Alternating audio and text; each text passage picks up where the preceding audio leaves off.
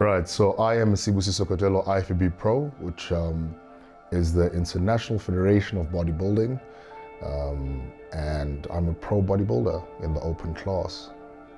I've always played sports. I was a rugby boy. Actually, I started as a track athlete in primary and under 13. I still hold the record for under 13 sprinter in KZN, actually. And I got to grade 8. My high school did not have track, actually. So the only sports I could play was rugby. I tried soccer, didn't work out well. When it comes to bodybuilding, the story goes, I met a gent called Andrew Hudson, who was at the time, still is, an IFBB Pro. I met him at Virgin Active Gateway, and he walked up to me and basically told me that I've got the genetics for bodybuilding. Had no idea what the sport was at all.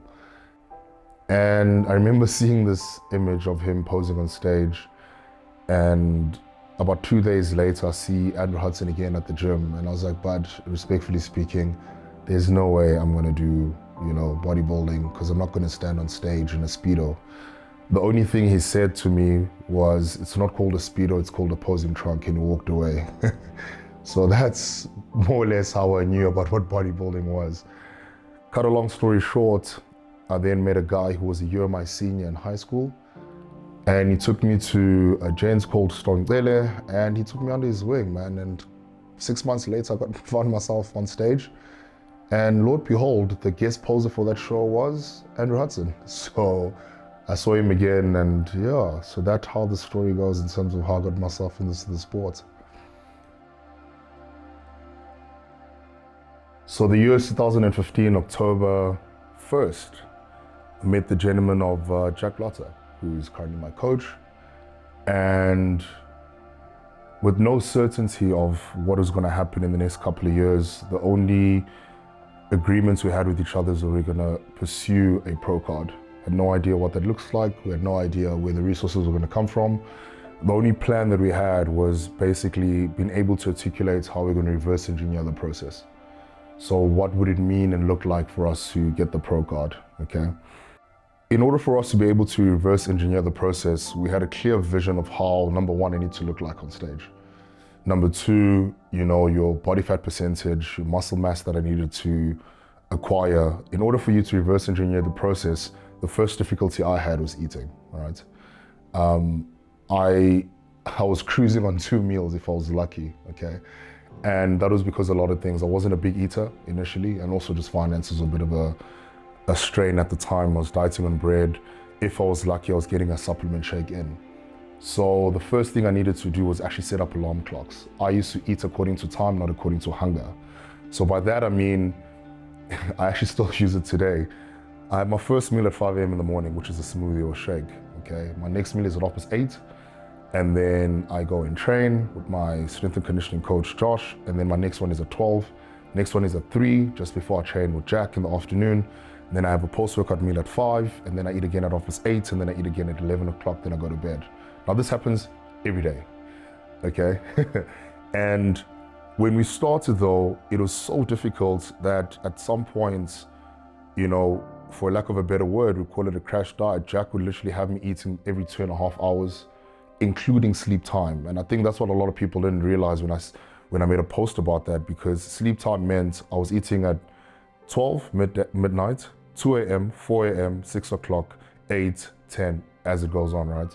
Just to be able to get my eating, I want to say habit correct, because in bodybuilding, a lot of guys can train, a lot of guys can, be the hardest worker in the room. But when it comes to eating, I think that's the biggest difficulty a lot of us face. And that's where you grow. When I met Jack, I was 100 and, on stage, I was actually 100, in the last competition I did before I met Jack, I was 106 on stage. And we went from that, and my last show, I was about 127 kgs on stage. Now to get the lean mass over the last probably, call it 7 years, it's not easy. And also you're looking at an off-season weight where I'd probably be about 114, and now off-season we've reached a high of about 146.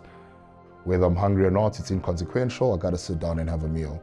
So that becomes the monotonousness of bodybuilding, where you got to do what you got to do. Whatever supplements that you got to take, it has to happen at a certain time. Whatever multivitamin you got to take, it's got to happen in a certain time. So that becomes what I call being a creature of habit. You know, do you enjoy it? Maybe not. Are you going to do it? Yes. That's the fundamental basis of it. I'm constantly seeing my chiropractors. I'm constantly seeing my massage therapist. I'm constantly seeing my doctors, my medical team, you know, whether I'm reviewing my bloods, trying to make sure my health markers are on check. There is no time where I can just, you know, for lack of a better word, chill.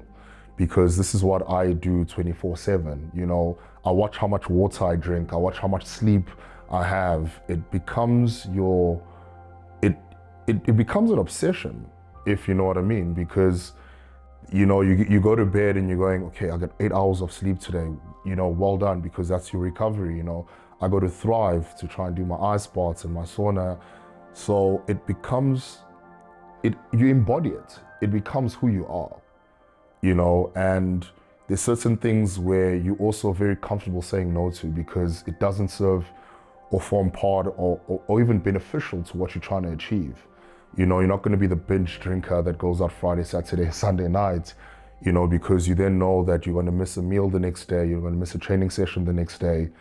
It just basically becomes who you are. And that's why for the larger part of the argument that always goes on social media is that bodybuilding is not a sport, it's a lifestyle. And if you're not amped mentally to adapt to that lifestyle, it's easy for a lot of people to fall off the wagon because then they lack the consistency that they need in order to sustain themselves to get to the top.